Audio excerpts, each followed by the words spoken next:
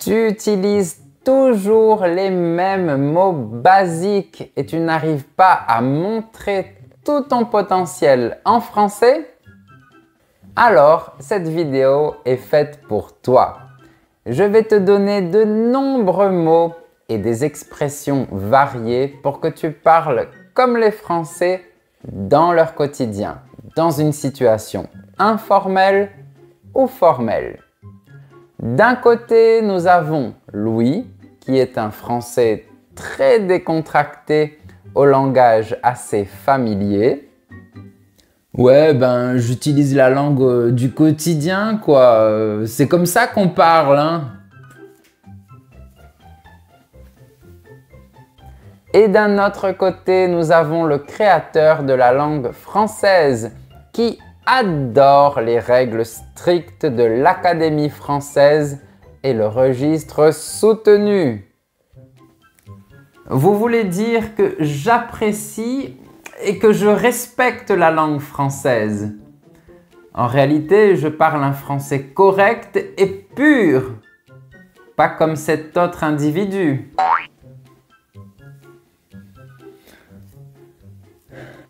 Voilà deux personnes que tout oppose, mais qui cohabitent dans ce merveilleux pays, la France. Ah, et n'oublie pas de t'abonner à ma chaîne et d'appuyer sur la petite cloche pour être au courant de mes prochaines vidéos. On commence!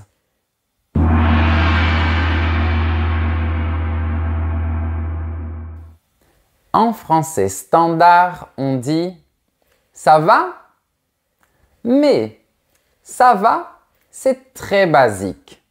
C'est ce que tu apprends lors de ton premier cours de français. Maintenant, voyons d'autres possibilités. Moi, quand je suis avec mes amis, mes potes, je dis plutôt « alors, quoi de neuf? La forme ?» Oh non! Mais ce n'est pas du français, ça! Ce sont des sons d'animaux! C'est beaucoup plus élégant de dire « Bonjour mon cher ami, comment te sens-tu aujourd'hui ?» C'est peut-être un peu trop soutenu, non? C'est vrai, mais c'est mieux que « alors, quoi de neuf? La forme ?»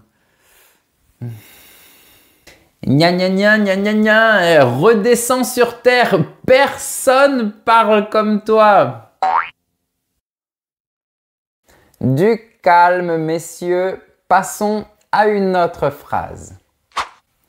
En français standard, quand quelqu'un a bu beaucoup d'alcool, on lui dit « tu es saoul » au masculin et « tu es saoul » au féminin. C'est légèrement familier, mais très utilisé. On peut aussi dire que cette personne est ivre. Oui, ivre est un adjectif qui me convient dans cette situation. Mais à mon avis, nous avons de plus jolis mots pour décrire cet état. C'est possible de dire « en état d'ivresse », en état d'ébriété ou alcoolisé. Mais mon gars, c'est la police qui parle comme ça. Tu vas jamais dire à ton pote « Mec, tu es complètement en état d'ébriété ». C'est du n'importe quoi. Un point pour Louis. C'est vrai que c'est pas très naturel d'utiliser ces termes. Ben ouais, il faut dire t'es bourré, t'es déchiré, t'es rond, t'es pompette.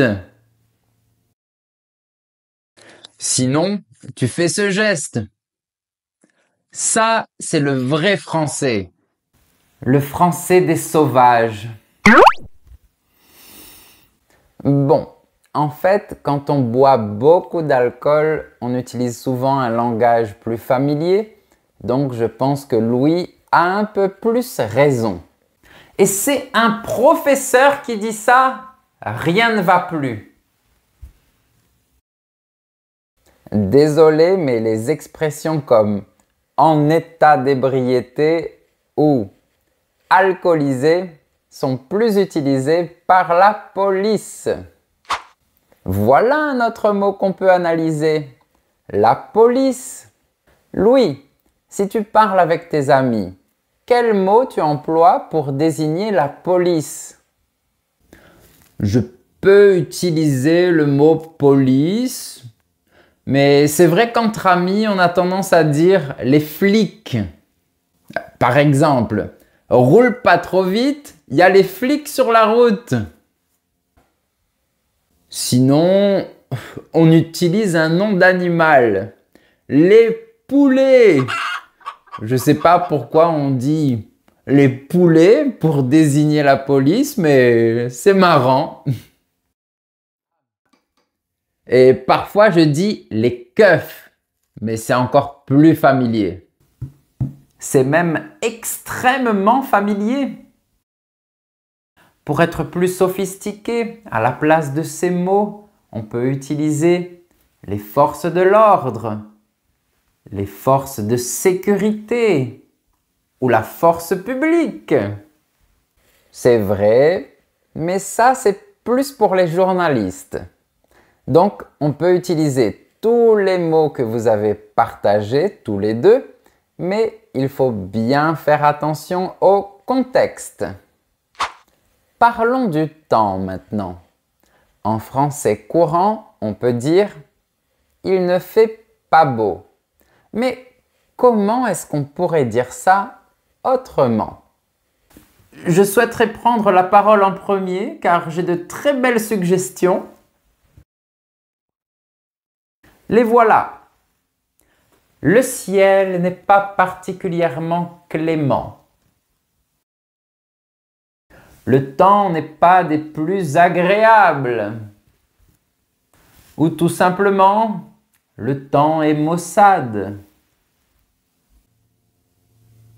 Ce sont de très belles phrases qu'on pourrait dire très naturellement.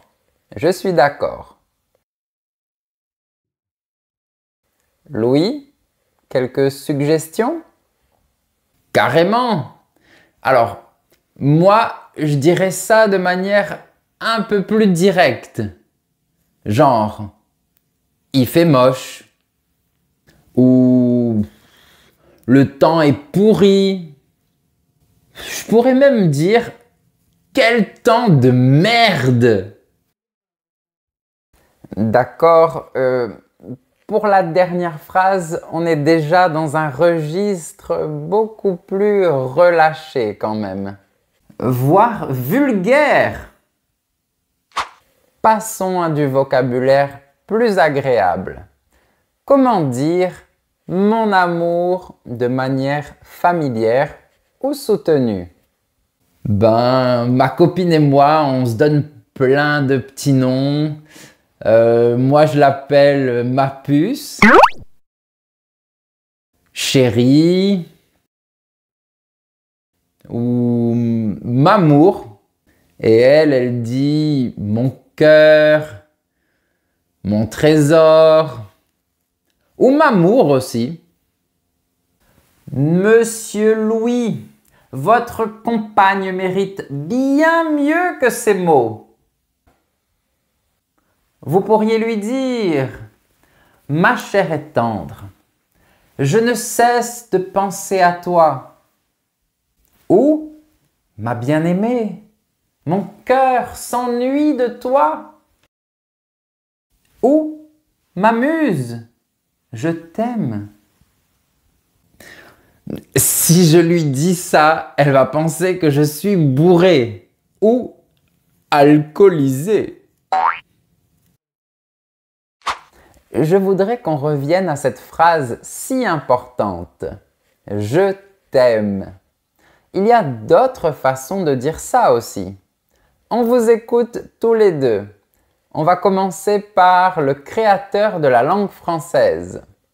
En bon français, on peut dire « je t'aime », Mais on peut aussi dire « Je porte un amour véritable à ton égard » ou « Mon amour pour toi ne connaît pas de limite ». Ça, c'est beau. C'est très beau, mais on verra plus ce genre de phrase dans la littérature et pas dans la bouche des Français. Jamais! Moi, je dirais jamais ça. Je dirais plutôt j'ai un faible pour toi.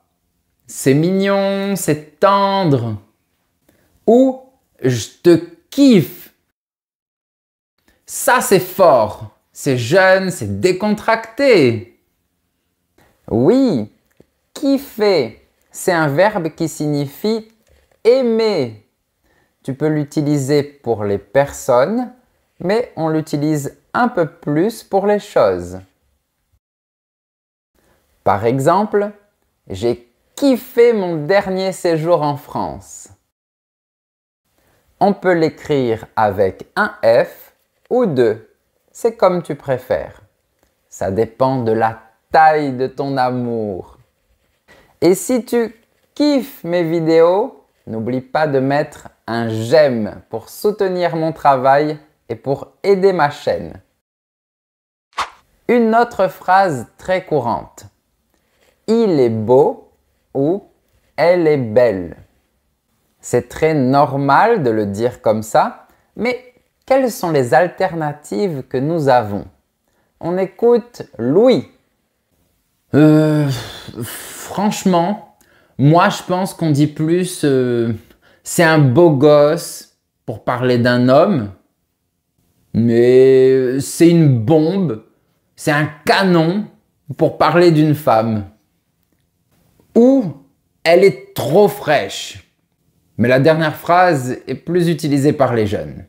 Oui, c'est très familier. Trop familier! Quand on a quelques connaissances sur la Grèce antique, c'est mon cas. Pour désigner un homme d'une grande beauté, c'est beaucoup plus élégant de dire c'est un Apollon, un Adonis ou un Éphèbe.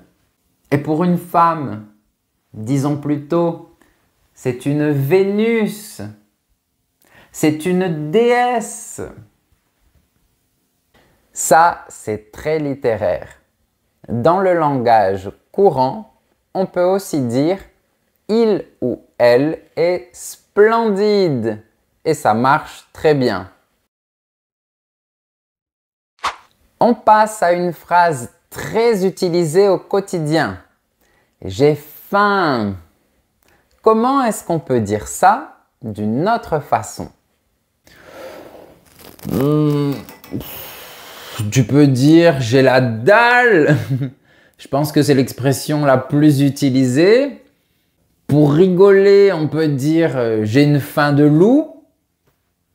Ou si j'ai une faim violente qui arrive brusquement, je dirais j'ai une fringale.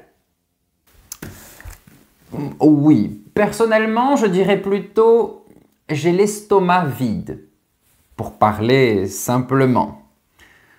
Je pourrais également dire j'ai besoin de me restaurer. Oui, se restaurer, qui signifie se nourrir, manger, c'est plus littéraire, mais c'est très beau. Et quand on mange, si on adore le repas, qu'est-ce qu'on peut dire? Je kiffe! C'est trop bon! C'est de la balle! C'est à tomber par terre! Ou c'est divin! C'est exquis! C'est un vrai régal! C'est un délice pour les papilles! Moi, j'utilise plus « c'est trop bon ». Une autre phrase. Je ne supporte plus cette situation. C'est une phrase très courante et on va voir comment la dire de plusieurs autres façons. Et il y a plein de façons de dire ça. Alors, par exemple, j'en ai assez. Ça, c'est pas très fort. J'en ai ras-le-bol ou j'en ai marre. Ces deux façons-là sont un peu plus fortes. Et si je supporte vraiment plus la situation, je dis « fais chier ». Quelle vulgarité! Il vaut mieux dire « cette situation est devenue trop pénible pour moi ». Ou tout simplement « je n'en peux plus ». Oui, c'est une chose qu'on dit souvent, mais comme ça. « J'en peux plus » sans prononcer le N'. Au quotidien, quand on parle, généralement, on évite de prononcer le mot « ne ». Bientôt, on ne prononcera plus rien. On continue. J'ai beaucoup de travail. Une phrase qu'on utilise au quotidien. Mais souvent, les Français utilisent d'autres phrases pour dire la même chose. Par exemple, on dit beaucoup « j'ai pas mal de taf » ou « j'ai pas mal de boulot ». Oui, c'est très naturel. Pas mal de veut dire beaucoup de. Et taf et boulot sont des synonymes familiers du mot travail. On peut aussi dire le labeur, qui est un mot plus recherché. C'est vrai. Messieurs, je vous remercie d'avoir participé à ce débat sur la langue française. C'était très enrichissant. Avec plaisir. Je vous en prie. Et toi, tu connaissais tout ce vocabulaire? On a vu beaucoup de mots. Donc, pour bien les retenir, tu peux regarder cette vidéo plusieurs fois. Si tu veux progresser, n'oublie pas de t'abonner à ma chaîne. Et si tu aimes cette vidéo, mets un j'aime. Tu peux aussi soutenir mon travail en devenant un membre super élève. Et si tu veux voir plus de leçons en vidéo et à l'écrit, tu peux aller sur mon site professeurfrançais.com. À bientôt!